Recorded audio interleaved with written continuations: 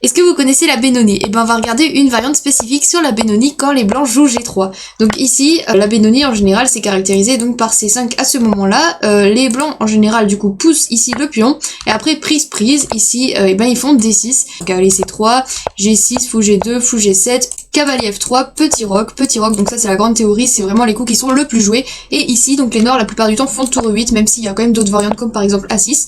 Donc l'idée de ce genre de position, c'est que les noirs vont essayer de pousser à l'aile dame, vont essayer d'avoir, voilà, donc de faire par exemple A6, B5. Parfois ils ont essayé de replacer leur cavalier comme ça, en faisant A6, tour B8, et ils vont essayer de pousser à l'aile dame en embêtant un petit peu les blancs, par exemple en faisant des B4 à un moment. Et les blancs de leur côté, ils vont essayer de faire E4, E5, et de casser le centre des noirs, et de casser du coup avec E5, le coup libérateur E5. Donc souvent, il arrive qu'on puisse le sacrifier avec les blancs, mais il faut faire très attention.